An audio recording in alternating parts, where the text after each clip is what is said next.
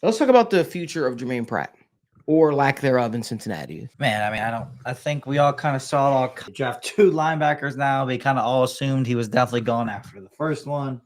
Then we get the second one, and it was like, okay, yeah, he's certainly gone. At the point of which it comes, is I guess is the question now. Like, when does that move get made? When does the trigger finally get pulled? I mean, I would assume it could honestly be any day now. It could. I don't see the point of waiting it out. Maybe they're still trying to work a trade that feels kind of like a not a real possibility, but I guess that's the only possible explanation of why it hasn't been done yet. But there's not much going for him here in Cincinnati. Logan Wilson's always been the guy. Jermaine Pratt gave us so many great memories through his time here, but they've gotten more athletic, they've gotten more versatile, they've gotten faster, and they've just continued to attack the linebacker position in ways that Germaine Pratt does not provide them anymore. He's not as athletic as he once was. He's not as versatile as he once was. And they just drafted multiple linebackers that are those things. They brought in Orion Burks, who again isn't young, but he is super versatile. It does have strengths and coverage and all around the field. There's a clear trend in the linebacker room, and it's just not a trend that Germaine Pratt really fits anymore. I don't really think there's another way to put it at this point in time for him. Yeah, and when we look at it too, the trading aspect, in my opinion, that might be out the window at this point. I feel like if you could have traded him, it's probably before the draft. What's his real value right now? At most, a future 7th-round pick. I mean, maybe the reason why they were waiting, I know a lot of times there's, post June 1st cuts, and I don't know exactly how, the cap is allocated, whether that's saying, hey, we can split his, because if you were to release him, you save $5.5 million. And you still have $2.5 million on the book. So maybe you'd be able to split that 2.5 between 2025 and 2026.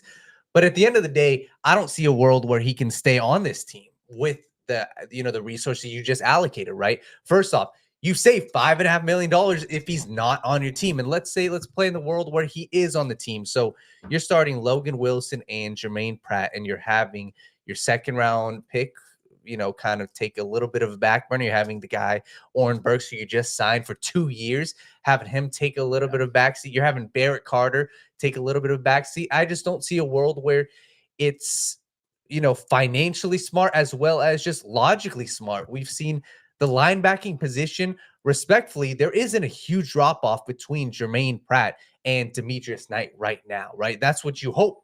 Demetrius Knight is a better football player than Germaine Pratt right now. So I think the smart move is to release him, because you just create a logjam at a position where you just allocated resources. I know Barrett Carter was a 4th-round pick, but still, that guy can be your backup linebacker right now. Oren Burks can play. He played in the freaking Super Bowl. He was one of their key contributors for the Eagles. So I see a world where the Bengals have Logan Wilson, Demetrius Knight, Oren Burks, and Barrett Carter as your 4 guys. And I just think personally, Germaine Pratt I think he just creates a logjam, and I would be very shocked if they didn't release him very soon after June 1st.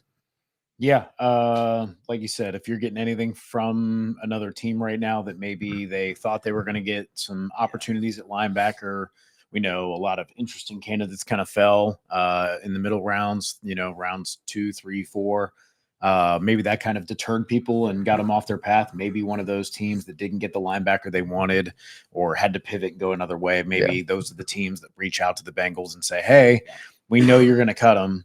Give us a 7th-rounder so that we don't have to try and woo him and his agent and then, deal with all that. But yeah, he is surefire thing, especially with double dipping a linebacker, not on the roster. It's just a matter of time.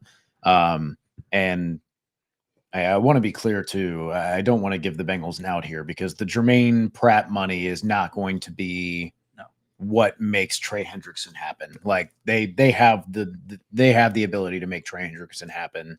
The $6 million ish that they get in cap relief from Germaine Pratt. I don't think that's going to be the difference. I think the difference is guarantees. I don't think the difference is cap number per se. So yeah, that's where my mind lands with it. yeah, turning to a new age of linebacker, like Logan said, younger, more athletic. It's something that they've needed to kind of make a transition to. You can talk about the finer points of value and kind of player age and production and how all that matters. And we can talk about that as we go into the draft class. But in terms of what I expect purely from an on-field perspective this season, I expect Demetrius Knight to be able to step into a starting linebacker role and play capably. It's just a matter of not necessarily is he a good player. It's just that are you tapped out? How much better do you get? Is this as good as you get? That's kind of the questions with him when you don't have necessarily the like 3-4 years to develop in the weight room, which he's kind of already been like a weight room warrior. But in the very at the very least, you expect him to be able to capably replace Germaine Pratt, cheaper, younger, maybe a smidge more athletic, but at least better instincts, I think. Yeah. And that helps him play faster than just his testing speed. And I think that's an advantage. So just at least while we're looking at the positive side and the bright side of everything, definitely happy that the Bengals have gotten more athletic at linebacker.